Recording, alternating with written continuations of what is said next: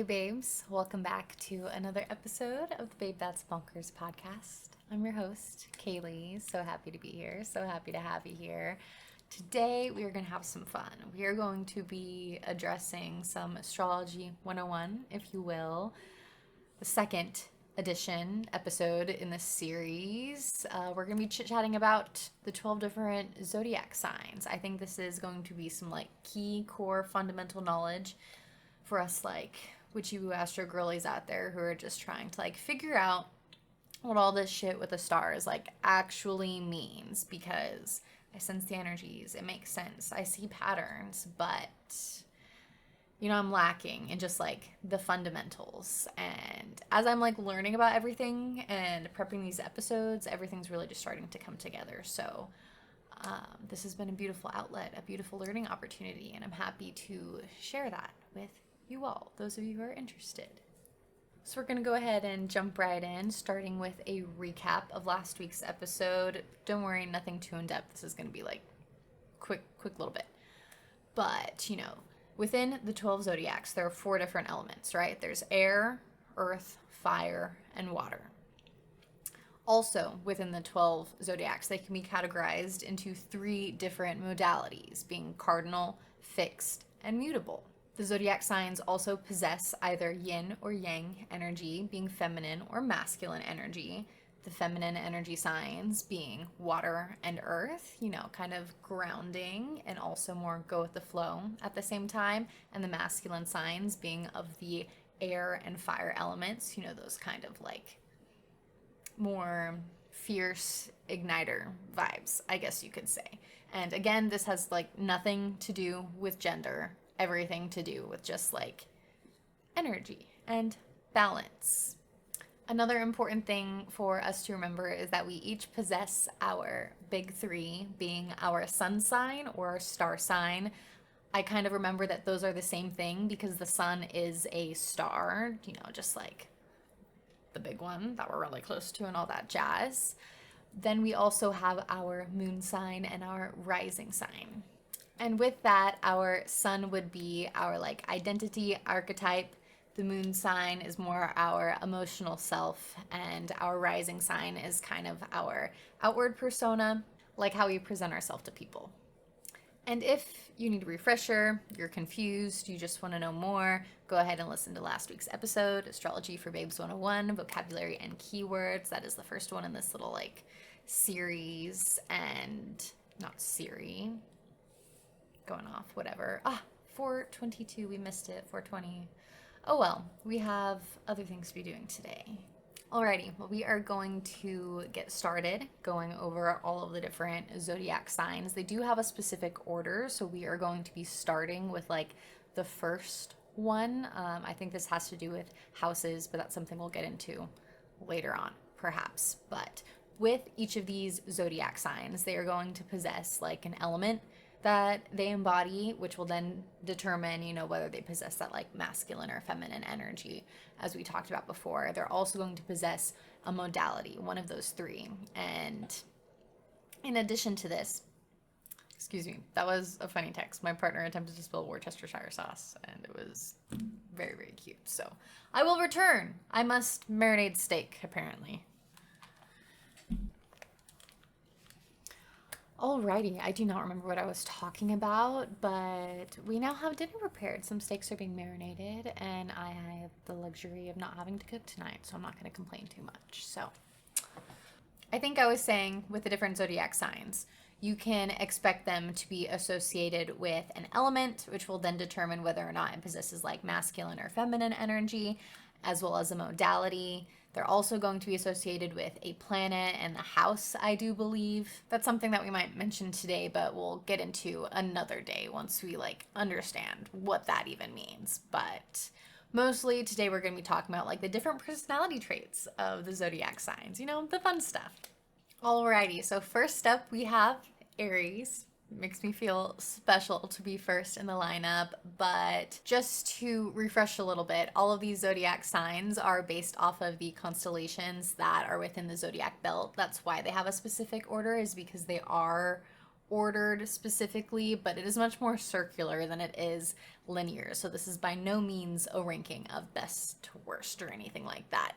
But I think this order does have to do with like the houses and whatnot. So we'll learn about that another day. All I know is that this order of the zodiac signs begins with Aries. And I always just hear like that like SpongeBob episode in my head, you know, the one where there's like the skeleton with the like drinky hat and it was like, he was number one. Anywho, I will move on from that. But Aries is a fire sign, a cardinal fire sign, the ruler of Mars, a key phrase being I am, and activity being the key word for this sign. Some characteristics include, you know, independence, proactivity, playfulness, ambition. I would definitely also throw like passion in there. You know, that's maybe just like for all fire signs though. But Aries is also a sign that kind of symbolizes discovery through self-awareness in a way. You know, it's a sign that is, you know, very instinctive, very intuitive, and is known for like chasing those impulses, you know, with their whole heart though. I personally don't want to like get into like that comparison like mindset of doing like pros and cons, but there are some very interesting like positive and negative characteristics listed in one of the references that will be linked in the show notes below. One of my little study tools. I think it's a really, really great guide. You just have to deal with a lot of ads, which is kind of frustrating, but it's fine. It's fine. All of the zodiac are also represented by a different symbol, a glyph that kind of relates to their constellation that they're kind of based off of. So Aries is symbolized by the ram, and the dates of an Aries, at least the sun sign, would be March 21st through April 19th. Next up, we have Taurus, a fixed earth sign, therefore possessing feminine energy, ruled by the planet Venus. This sign is known to be quite grounded, you know, prioritizes rest as well as earthly pleasures, and also possesses, you know, kind of that like bootstrap work ethic kind of thing. You know, very, very hands-on as a person. Taurus also kind of embodies those like nourishing, replenishing characteristics. The key word for this sign would be stability, and the key phrase would be I have. And the symbol for Taurus is a bull. The dates of a star sign, sun sign, Taurus would be April 20th or 20 through May 20th. Number 3 in the lineup would be Gemini, a mutable air sign, so that masculine energy. The constellation is based off of twins. I believe that is their symbol. And the birthday is May 21st through June 21st. Gemini is also ruled by the planet Mercury. The sign is kind of referred to as an eternal student. Learning would definitely be like a high value quality that the sign possesses, you know, in addition to like communication, curiosity. I think that intellect would also be a value of this sign.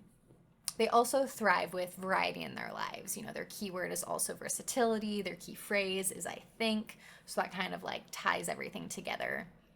I think I already mentioned that their like symbol is twins, but it really has me thinking that these signs probably possess like a lot of duality to them. And I think that is a much more positive perspective to have on Gemini signs versus just like automatically like assuming that they're like two-faced. You know, there are two sides to every coin. However, you know, to like make assumptions is just kind of unfair, I think. Next up, number 4, we have Cancer. Ooh, I like that. I love the number 4. It was my number back in the day whenever I played water polo. And I'm most intrigued by Cancer because it is my rising sign and it's also the sign I know the least about of my big 3. I obviously know a lot about Aries. You know, that's just like the horoscope I always read in the newspaper as a kid and yada, yada, yada. I am also pretty acquainted with my moon sign, Pisces. Especially because one of my dearest friends is a Pisces, so, you know, it makes sense. That's all I'm gonna say about that. But my rising sign, I recently discovered, or maybe I discovered a little while ago and then forgot about, but recently rediscovered, at least. Took a look at my birth chart the other day on this app that I have. I was very, very into horoscopes for a while, and then I kind of just like fell off, and frankly, my life is better with them. I think I mentioned that before, so here we are, living that truth or whatever, and enjoying the horoscope astrology girl life. So now I'm gonna stop yapping and actually talk about this sign, Cancer. So Cancer is a cardinal water sign, which I feel like it's interesting just like learning about this because now I know that two of my signs are cardinal signs, which I feel like makes sense because I do feel like I lean heavier in that direction when it comes to like the three modalities. So I know that that's like 60% of like my modality chunk of my personality, if that makes sense. But as a water sign, this is where I get like my feminine energy, I do believe. And with the Cancer sign being a water sign, in addition to Pisces being a water sign, I think that's where I get like my feminine energy from, which is also very interesting to me personally. I know you probably don't care about like my specific signs in that way, but I hope that I'm like helping you like come up with ideas on like how you can draw connections if you're like learning about your own stuff. In the show notes, I'll link like the name or whatever to search for the app that I use for my birth chart. It was free once upon a time, then it got ads, so it's still free, but it has ads, which is frustrating. So I think it does have like a paid version. I don't know, but I like it. I think it is very thorough. It goes through astrology as well as numerology. I think it also has some stuff about like tarot reading on there and, you know, a lot of information about like the planets and all that jazz. Honestly, I should probably be using that a little bit more as a reference for all of this. So yeah, we'll definitely check that out. Head out to the show notes if you're interested. But anywho, so Cancer is a cardinal water sign symbolized by the crab. The key phrase would be I feel, which is interesting. And the key word is devotion. So if Cancer is your sun sign, your birthday is somewhere in between June 22nd and July 22nd. And instead of like one of the like planets per se, Cancer is actually ruled by the moon, which makes a lot of sense now that I think about that, with Cancer being a water sign, a crab, the moon, the tides. It's all clicking. So when Cancers are known to be like a reflection of sensitivity, depth, intuition, and I think reflection is a perfect word because water is very reflective. And Cancer is, you know, symbolized by the crab. If we think of this metaphorically, crabs have like very hard shells on the outside, but are very like soft on the inside. So Cancers might be, you know, very protective of themselves, but they are deep, they have layers, they can be mystical as well as artistic. The next sign would be Leo, the lion. So this is for all of you who happen to have a summer birthday around July 23rd to August 22nd. My dad's a Leo. And Leos are fixed fire signs, which makes sense, I do believe. I have a lot of fire signs in my life. It's very interesting. And I feel like this also makes a lot of sense. Leo is ruled by the sun rather than one of the planets as well. I also think it's interesting that the ones that are ruled by the moon and the sun are like back to one another. So the key word for Leos would be magnetism, and their key phrase would be I will. And I think this can be shown, you know, within their personalities, you know, and especially thinking of like the lion as a symbol, you know, strength, loyalty, vitality, charisma are definitely all things that I would associate with Leo, lion, all that jazz. There's also usually this like playfulness to Leos that I feel like a lot of people don't always get to see, perhaps. I also think that these signs are great like visualizers, manifestors. They're really great at like bringing things to fruition, which can often result in them, you know, taking on leadership roles. Even if it's not where they like want to be, it's kind of where they like naturally end up because they're just good at it. They're the problem solvers. Next up would be Virgo, symbolized by the Virgin, often just like a woman. But if your birthday happens to be anywhere between August 23rd and September 22nd, this would be your sun sign. Now, Virgo is a mutable earth sign, you know, possessing that feminine energy again, which I think is very necessary as, you know, the Virgin, you know, possessing a woman as like your symbol, essentially. So Virgo is ruled by the planet of Mercury, and their keyword would be practicality, key phrase being I analyze. Virgos are known for being articulate, analytical, just like very, very intellectual, while also being, you know, thoughtful, but they have like a mental sharpness about them. They're very good wordsmiths, storytellers. They can be very captivating in this way. Oftentimes they crave routines because their like minds are very, very chaotic. It's also said that Virgos like to be helpful or in service of others. And next we have Zodiac number 7, Libra. This one gets me a little excited because it starts with September 23rd, which is just my half birthday. And it goes throughout October 23rd. And that makes me giggle because I'm starting to feel quite self-centered talking about my birthday this, my zodiac sign this. But guess what? This is my podcast. So what else would I be talking about, you know? But I'm extra giggly today about it because I'm like, oh, is this like an Aries trait of mine, you know, being first, like talking about myself, yada, yada, yada. Anywho, who really cares? It's all just for funsies, for the sake of learning. And not only are you learning about astrology on this podcast, you are also learning about me, and that just comes with the territory and is part of the fun because we get to be like a little internet community and whatever. So I need to stress less. Anywho, moving on, we have Libra.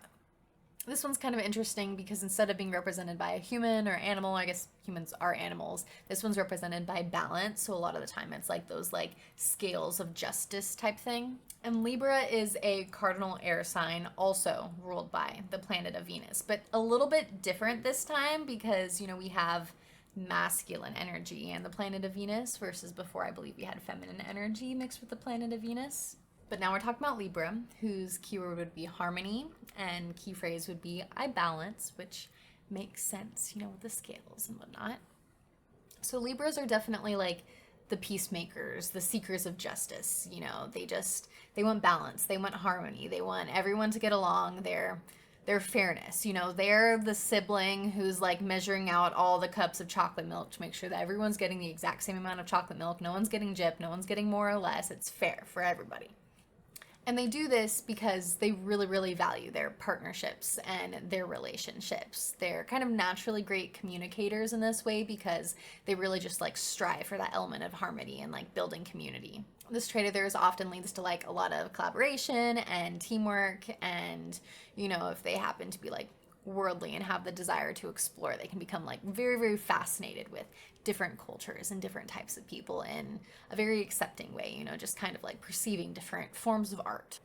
Now, if you were born between October 24 and November 21st, you would be a Scorpio baby for your sun sign, represented by the symbol of the scorpion.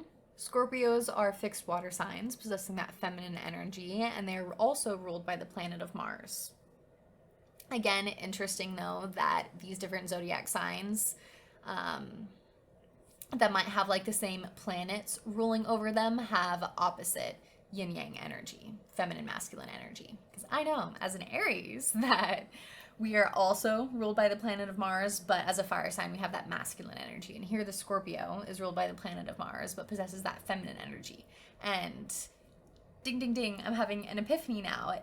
It makes sense because my grandmother is a Scorpio and we both have like a fierceness about ourselves, but also in like an opposite way. Like we kind of have opposite beliefs about a lot of different things, which is really interesting. Now that I'm like learning about all these things, I can make these fun connections and overanalyze every human in my life and everyone I'll ever meet. And I'm totally kidding and being super goofy. I hope you know. Jokes, jokes, jokes. But I'm actually now noticing something. I was skipping around in my reading a little bit, but Scorpio was actually anciently ruled by Mars, but is now modernly considered ruled by Pluto, which I wonder why. That's a bit fascinating. I have questions. If you happen to know, please comment below. And that rhymed, so now you have to. Please. Now this sign's keyword would be intensity, and key phrase would be I desire. These signs are known for possessing personalities that are really great at like drawing people in and kind of like subtly influencing them. And when it comes to influence, you know, it can really go either way. It could be considered almost like manipulative in like a negative sense, but in a positive sense, it can also be considered very inspiring. And Scorpios are known to be very like transformative people throughout their different seasons of life. You know, they also try to push others to like transform and hopefully to become better versions of themselves. But it makes a lot of sense because I do think perhaps do scorpions like molt or something, like shed their skin, or is that just like a snake thing? But I feel like that could also fit with scorpions, but I don't know diddly squat about arachnids. Okay, anytime I've studied bugs, it was for agricultural purposes, and thankfully there have been no scorpions attacking the plants that I have grown educationally, professionally, or personally in my life thus far. Thank you, please. And I hope it continues to be that way. But regardless of whether scorpions possess the ability to like molt, shed their skin or not, they can still be very transformative people. And, you know, in fact, if they can't, it's a really great example on how, you know, these different signs can like possess traits that perhaps the like direct metaphor does not. Because that would be cool, because that is still relevant, you know? Next up, with number 9 in the lineup, we have Sagittarius. Oh, my partner, he's gonna love that. He's obsessed with the number 9 because his birthday's on the 9th. He's a Sagittarius, so the fact that that's number 9, he's gonna go crazy when he comes home. So crazy that he's gonna cook me steak for dinner. Just kidding. I mean, not kidding. He's actually gonna do that, but he was gonna do that anyways. Anywho, Sagittarius folks, they are born in between November 22nd and December 21st, so these pre-Christmas babies. And their symbol is also human, but an archer in this case. Or sometimes it's symbolized by just like the bow and arrow, but the archer would be the symbol. And Sagittarius are mutable fire signs. Being a fire sign, they possess that masculine energy, and they're ruled by the planet of Jupiter. Their keyword would be visualization, and their key phrase would be I understand. And this really clicks because Sagittarius are known for having this like unquenchable thirst for knowledge. Often interested in like philosophy, religion, culture, just higher learning in general. Very much a blend of wisdom and curiosity, you know, and being related to Jupiter, they're known to possess adventure and good luck, good fortune, optimism. And if their luck really is good, abundance as well. Something I do think is really interesting as I'm like referencing my like research pages or whatever. One of them talks about how like the signs kind of have an opposite. Gemini's opposite is Sagittarius, and I think that's really fascinating because both of them are signs that are like known for like having this like curious like quest for knowledge about them, and you know that's like a common trait of theirs, but yet they are known to be like opposites as signs. That's incredibly fascinating. And I wonder if it has to do with like how they acquire it, how they use their knowledge, the kind of knowledge that they're looking for, rather than like obviously like the act of like learning and like trying to possess knowledge, if that makes any sense. For number 10, we've got Capricorn, a sign represented by the symbol of the goat. This is your sun sign if your birthday is between December 22nd and January 19th, so that's all of those Christmas, New Year's babies. Capricorns are cardinal earth signs, therefore possessing that feminine energy, and they're ruled by the planet of Saturn, so you know, the one with all the rings. Their keyword is ambition, and their key phrase is I use. Again, being an earth sign, you know, these are grounded folk, and they often, you know, seek stability, security, structure. They'll kind of do whatever they can to provide that for themselves. And I think that's where like a lot of their ambition comes from. You know, some people think that Capricorns are like money hungry, but they're really just like stability, security hungry, and finances are like a means to an end in like our modern day society. And relating back to Saturn, you know, it's one of the bigger, further away planets with like a very slow orbit. So that kind of brings to like the Capricorns table the like slow and steady wins the race nature. You know, they're great at like having like long-term goals and being patient, putting in the work to like get there type of thing. And with all of that, you know, comes like a practical, hardworking, diligent nature. And I think to like get them through the hard times that they need to get through to accomplish their goals, this often leads them to be perhaps cynical, you know, clever in a way, but you know, with like a dark sense of humor. Nearing the end here, we've got number 11, which would be Aquarius, symbolized by the water bearer. So sometimes this is like a person carrying some water, sometimes like a pot with water flowing out, a jug. But this is you, your sun sign, if you're born anywhere between January 20th and February 18th. So we got our Valentine's babies in there. So Aquarius is a fixed air sign, so we've got that masculine energy. And this sign was anciently ruled by the planet of Saturn, but is modernly ruled by the planet of Uranus. I'm wondering if these like modern planetary rulers, you know, since they are the planets that are like further away, is, you know, if just in ancient times they just couldn't see that far, like their technology wasn't advanced enough, they didn't know those planets were planets yet to like assign them a purpose, a meaning, a symbol. But regardless, even like thinking back to ancient times, you know, it still fits that if two of these signs were related to the planet of Saturn. One of them had the feminine energy, one of them had the masculine energy. You know, there isn't any like direct overlap of anything. Just a bunch of different connections, which honestly it makes sense why the birth charts look so freaking chaotic with all of their like dots and lines and whatever going everywhere. I don't know how to really particularly read those quite yet, but someday we seem to be on that track, you know, are we not? Anywho, rambles aside. So Aquarius are known for being, you know, independent, but also intellectual, kind of the like quirky type, you know, nothing's really like too weird for them in a good way. You know, they're very appreciative, but they can also be like rebellious and radical, you know, just not always like mainstream. And what kind of sets Aquarius apart from other air signs, you know, not that they don't seek social connection and all that jazz, but they're much more the lone wolf types when it comes to just like how their social life operates versus being someone who like, you know, is constantly surrounded by people all the time. You know, we're all different. It's okay. Nothing wrong with anything. That's just kind of like where Aquarius's independence plays into things. I almost forgot Aquarius's keyword is also imagination, and their key phrase is I know. Definitely leans into like that whole intellectual side of them.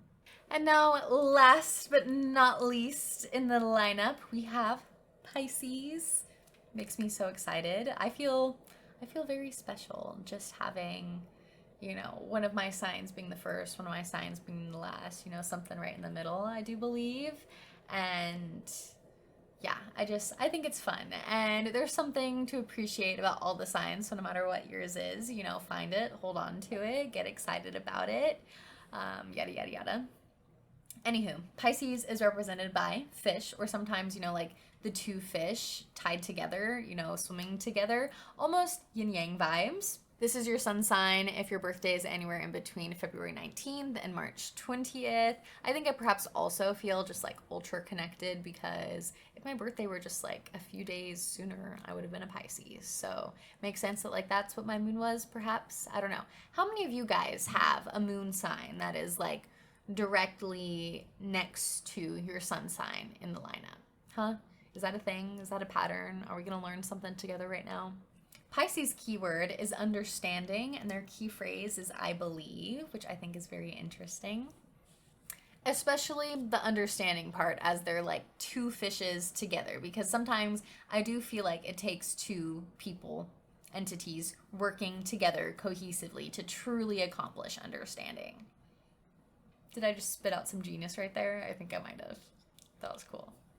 So Pisces is a mutable water sign. Water signs got that feminine energy, you know, and was anciently ruled by Jupiter, modernly ruled by Neptune, which I do just feel like fits with water. Like maybe that's just like the cartoon association, water, Neptune, yada, yada, yada. But, you know, all of this stuff does play into mythology as well, which I think, you know, just like kind of like reaffirms the power of it all. It almost reminds me of just like, you know, the like fables throughout different cultures that are like really, really spread out. I'm talking like ancient cultures that like never would have talked to each other, but they have the same stories told in different ways. I think that is incredibly fascinating. And I think astrology is part of that, you know? So, anywho.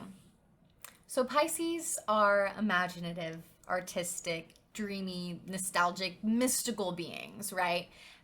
They're also very emotionally sensitive. So, you know, that very much tortured artist type. That comes with like very strong escapist tendencies. You know, maybe, I wonder how many Pisces end up being artists. They also possess a very like free-spirited nature, perhaps wanderlust if they're into traveling. They're also very philosophical, open-minded, intuitive beings. And that kind of wraps up all of our chat about the 12 zodiac signs today. I hope you learned a thing or two. I definitely did. I feel like my astrology understanding is increasing immensely, and I'm super happy y'all were here to join me on this journey. It's been a very, very fun time. If you want to know more about astrology, I will have all of my references, research, all that jazz linked below, so you can dive even deeper down the rabbit hole with me, perhaps prepare for the next session. Our next Astrology 101 lesson will be about the moon all of its different phases, the different placements, whatever all of that jazz means. I think it'll be very enlightening, and I'm very excited. However, that's not necessarily next week's episode, just our next Astrology 101. You know, I'm doing back to back this time because I did want to group the like vocabulary keywords with the zodiac signs together, but you know, it was better to break them apart. You know, a lot of chit-chatting. You know me. And I just think it's best that, you know, as we're learning, we should just take everything one chunk at a time, one bite at a time. There's no need for us to eat the whole meal at once. You know what I mean? It's gonna make us feel bloated. We're not gonna digest everything very well. What a lovely metaphor. Maybe I'm just hungry. Dinner time is creeping up. But don't worry, babes, our astrology talk is not over just yet, because we have entered Pisces season, and I have to talk about it. I get really excited. A, this is my moon sign. B, one of my best friends' sun signs. C, I feel like it's just a reminder that like my sun sign season is coming up, my little era. I feel so good whenever my constellation is shining down upon me. You know, I'm living my best life. That's just how it works. And so this is a precursor for that for me personally. So I'm going to embrace that. And you should embrace it too. They're just good vibes. Good vibes coming this Pisces season. Also, with Aries season coming up, that's kind of like the astrological new year. So we're kind of finishing out the astrological year right now. And I do just really love the energy that this kind of brings from like winter to spring, because we have like our modern New Year's, right? And then we have the Lunar New Year, Chinese New Year. Also, I absolutely failed to mention that this is the year of the snake. Last time I brought up the Chinese zodiacs, I brought up the Chinese zodiacs and didn't even say the zodiac of the year, and I've been embarrassed about it, but it hasn't come up until now. So there, I said it, which I'm also very, very excited about, because personally I was also born in the year of the snake. So yeah, this is no wonder I'm getting into astrology right now. I just feel super duper connected to it all, and that's cool. I'm having fun. But the reason that I like having all of these different mental New Years back to back to back is I just love a reminder that we can start fresh any day. I love that Halloween is also pagan New Year in a way. We can become a new version of ourselves at any moment. It can be right now, in the next minute, in the next hour, tomorrow. All we have to do is start taking steps in our lives, start, taking action rather than just thinking about becoming that person, that version of ourselves that we want to be. Live that life that we want to live type thing. And I just think it's really beautiful. I personally find it very motivating and inspiring, and yeah, just having them back to back to back, I just think creates this amazing sense of momentum. As soon as you just kind of feel the dip of okay, that fresh start's kind of dying out, there's another one, and maybe this is your chance to focus on a different category in your life. Anyhow, these are just the thoughts that I'm spitballing these days, but that's something that's really exciting about Pisces season, I think. Even the Cosmic Latte mentions that this is a beautiful, messy season of transition, and it's meant to open our energetic channels, perhaps. And to think about that in non-astrology terms, I feel going through just a transitional season of life prepares you for, the next new season, and it's going to be different. So that's going to be hard, but that also provides you with all of these new opportunities to experience something that you haven't before. And that is really challenging, but also very beautiful. And there are a lot of different themes that connect with Pisces season, but to just throw out a few would be, endings, transition, nostalgia, healing, intuition, escapism, daydreaming, vivid dreams. I did read something amongst, the Cosmic Latte's blogs that paying attention to your dreams at this time would be super, super relevant. I think it just has a lot to do with the moon and whatnot. But other themes would be, just fantasy, whimsy, openness, wanderlust, if I didn't already say that. Just, that mysticism that Pisces bring to the table. I just saw that someone commented that like this is whenever they start to like romanticize their life again, and I think that is so beautiful and so relevant and something I've personally been thinking of, because romanticizing my life and just like the little moments, you know, taking time to just like be intentional and create this like culture of appreciation within like the little things that I do for myself is so beautiful. It's so fun, and I like to like lean into like my senses and appeal to them rather than just like, you know, be grading like against them. I don't know. Specifically for me, I have like some sensory issues like auditorily and like sometimes like texture wise. I don't know. Mostly with like auditory stuff, I feel very like overstimulated a lot of the time. So to like take control of that and like choose what, you know, is like affecting me in that way, you know, preferably beautiful lo-fi music or something like that.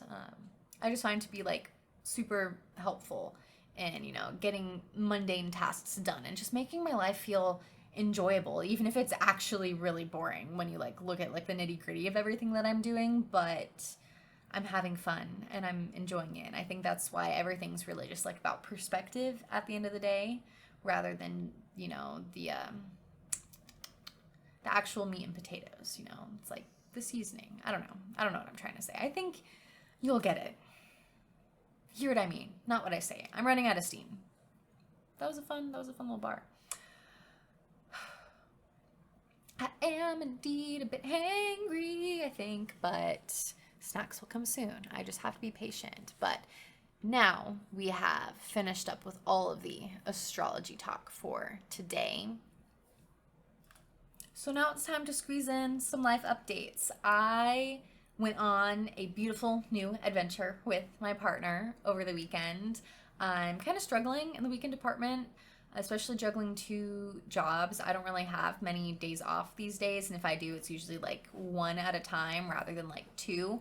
But we really made the most of it this last time. I do think we went up to Mount Lemon, which is near where we live, and they have this place called the Cookie Cabin at like the tippy top. And like I've been to the mountain a few times before in different like spots, but I've never been to the Cookie Cabin.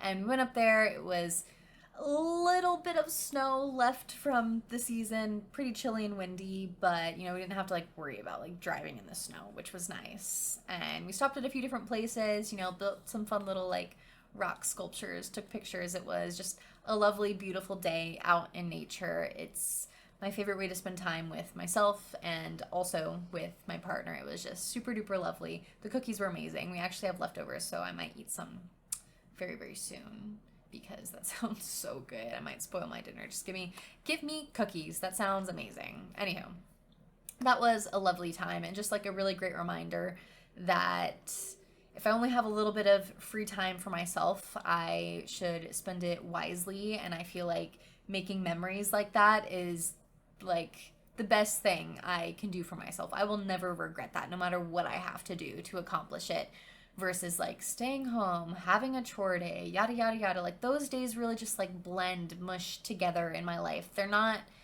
meaningful unless I romanticize them, perhaps, and make it fun, and perhaps multitask, habit stack, so I'm also doing something that like I really value within my life. But yeah, it was just a really great reminder that life is meant to be lived, even if, you know, you don't have a lot of means, you don't have a lot of time, you don't have a lot of resources. There are still ways to make it fun. And it also has me inspired to like plan like kind of a staycation, because it's not a very far drive, and I don't think it would be too expensive to stay up there, but it's literally like desert at the bottom of the mountain, and up reminds me of like Sequoia National Park back home. Honestly, like there are so many different like micro ecosystems that you like go through as you like drive up the mountain. It's very, very cool. And so doing like a little staycation up there could be a good time to just like escape for a little bit. It's the season. Oh my God. I was just talking about it. Pisces season, the wanderlust, the escapism, the dreaminess.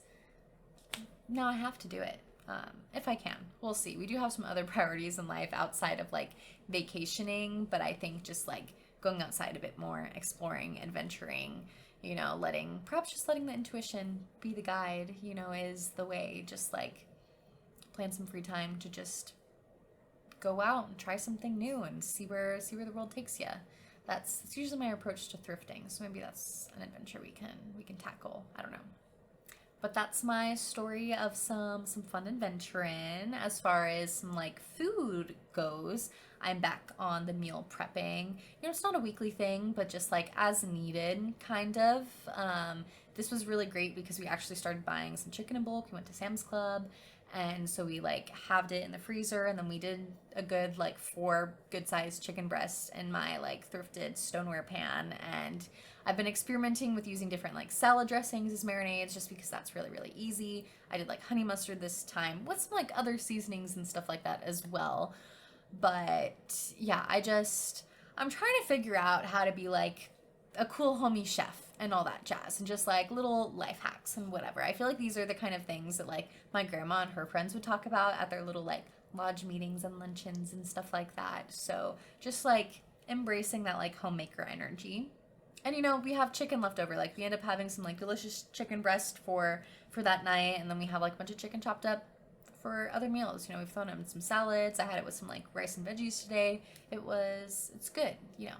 It's always nice whenever like the effort can like last a little bit longer. And I do think I'm getting repetitive from like the last time I brought up meal prepping chicken, but I'm still happy with this, still rocking, cruising along. I highly recommend getting some great luck and going to the thrift store and picking up a stoneware dish, or just, you know, doing it on a sheet pan casserole, whatever works for you. And for my last personal life update, I am working on a new art project. It is the biggest, most exciting project I've ever had. It is like kind of a new opportunity, but not a for sure opportunity. But either way, like attempting to put it together to potentially get it approved is going to be an amazing, incredible learning experience. I don't want to spill the beans just yet, but I'm excited, and I'm also really, really stressed. So that kind of like brings us into like next week's episode, which will be about imposter syndrome. You know, we're faking it until we make it out here, okay? And it's gonna be a lovely adventure, and I'm happy to be on this roller coaster ride, but I also feel like I don't belong here. Like I'm not a real artist or real creative or real anything because I don't have anything to like show for it per se. But when I really think about it, like I do, like I actually have like a portfolio that's coming together, and I have an idea of like how to like properly like present this project and make like a more specific portfolio, because I feel like the portfolio like I've developed over time as I've been like experiencing different like techniques, different styles. It doesn't really represent the idea, the vision I have for this new project. So I'm kind of working on different practice pieces that are going to like become my portfolio to present that one of these days. And I did indeed sell myself short in the amount of time that I would need to like present this. However, I think it'll be okay. I think I'm just gonna like do the best I can to come up with I can, and I don't think there's any like real rush to like finish the project. I got ahead of myself. I was putting the cart before the horse a little bit, and also forgot February is the shortest month of the year. I was like, yeah, you know, I'll finish this at the end of the month, like show you a little something what I'm talking about. And all of a sudden it's like less than a week away now. The end of the month is. Said like Yoda. I did.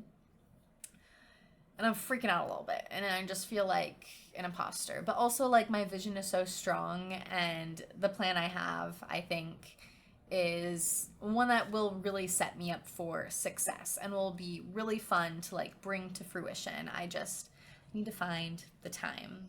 That is the real pickle on this journey, but we'll make it work. We'll sacrifice some sleep if we have to. I don't really like to do that because my body's a temple and sleep is very important. It's meeting one of my basic needs.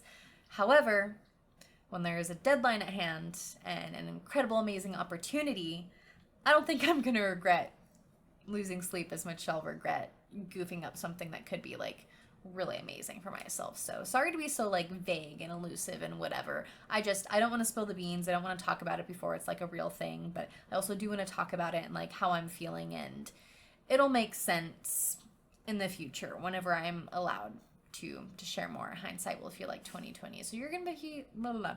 So if you keep up with things, you're going to feel glad that you have this preview of information or whatever. I think we finally made it to like the end, the actual end. So we are going to do a tarot pool. I'm excited. We're going to be using the Heart and Hands tarot deck today. I'm very excited to use this deck because I used the other one for like my personal readings earlier, and I really love switching it up. I think that's exactly what I said last time, but that just proves that I'm a consistent person in the way I feel about certain things or whatever. But we're going to do a little bit of shuffling, not a lot of shuffling, because just something I've been thinking about is like the way I put away the deck is also the universe playing into like whatever information I'm gonna need for next time. And I think that is like a really, really interesting topic. So we're gonna go ahead and cut the deck and slice it up here, and we're gonna stick this there and put that there, and here we are. Top or bottom? Top. I do agree. Alrighty, so we have the Three of Pentacles today. I'm very excited. Pentacles, if I do remember correctly, are very much related to like finances, material wealth, that kind of thing.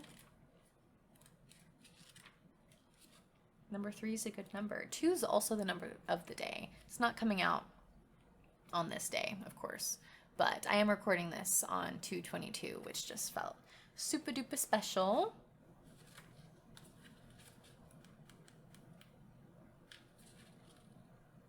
Alrighty, here we go. The 3 of Pentacles. The student employs a compass to draw a perfect pentacle. The model the student hopes to replicate gleams above their desk, dangling from the fingers of a teacher. Earlier efforts are scattered nearby, showing that the student is improving.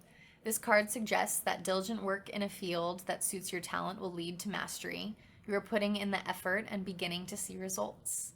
A mentor may be available to help you improve, or you may seek formal training. Continuing your work in this area will bring rewards. I don't know about you, but I needed to hear that. I know this is supposed to be like a communal reading, but that one really feels like it was like aimed at me and everything I was saying about like the art stuff. And again, the tarots never fail to reassure me and to remind me that like my hard work will pay off. And it's crazy that it talks about a mentor, because I do have a mentor in the art department that I've been meaning to reach out to. So thank you for that reminder. Life's just been so busy. It's hard to connect with people. There's so many people to connect with. It's challenging. Something I've been thinking about is how overwhelming it is to have access to so many people all the time. Like to text people, to call people. Like some people expect daily, weekly, monthly, quarterly like reach outs, you know, depending on like your level of closeness. And back in the day before technology, like you heard from them when you heard from them, you saw them when you saw them, but like things just were the way they were. Like even before like cars, like trains, horses, carriages, like people just like they were where they were, and you didn't know where everybody was all the time. But like now we do, and I feel like there's a lot of pressure to like stay connected, stay in the know of like what everyone's up to all the time, and to like be consistent with your connections. And really like it's okay if you don't connect on a super duper frequent basis, but you know, when you do make the effort to connect, it just makes it all the more special, I think. I don't know, kind of a tangent, but I've been thinking about, I don't want to say like ancient times because that's like further back, but just like older times. I think it's because I've just been listening to some other creatives. I've also been pondering some different like creative writing projects, and so that has me thinking of like different times. I don't know where my head's at. That's just word vomit of the day. I hope that tarot reading stuck with you. Honestly, I feel like that card was 2 for me. I'm gonna pull another one for you. This one's gonna come from the bottom because that's what you said. I said top, you said bottom, right? And here we have the 2 of Wands. There we are. If we open our handy dandy guidebook. The 2 of Wands. A serpent winds back and forth through a crossroad. Each path is planted with different flowers. The creature's head transforms to a raised hand, perhaps halting, perhaps blessing. 2 wands are crossed before it. This card suggests there are obstacles in your path. You are at crossroads, but hesitate to take the next step. You may need time to assess the situation, consider your options, or refine your vision for your journey. You may be afraid that you'll make the wrong decision or regret the path not taken. Whatever the case, do not linger too long. In regards to like regretting the path not taken, I think that's like super valid feelings, but at the end of the day, you know, everything turns out exactly how it's supposed to. How it's meant to be is meant to be, and everything happens for a reason. And that might sound like some cliche bullshit. I do think, maybe I've mentioned, I don't remember, but I would love to do an episode on cliches because they do feel like bullshit and they are really annoying and they are oversaid. They are also very valuable and so valid at the same time and so true. And I would just love to go over some really solid cliches, but that's one of them. Everything happens for a reason, and I think having faith in that, you know, kind of prevents you or helps you to like get through those like feelings of regret perhaps. So there's my little tidbit for you. I hope one of those little readings vibed with you today. So yeah, we're gonna call it a day there. I'm not gonna ramble too much longer for you. I just want to remind you, come back next week for our imposter syndrome episode. It'll be a very fun, vulnerable time. So hope to see you there, girly pop. So yeah, and if you're feeling the love, you know, like, subscribe, rate, comment, whatever you're feeling, I'm cool with it. So yeah, thank you for your love and support, and until next time, bye babes.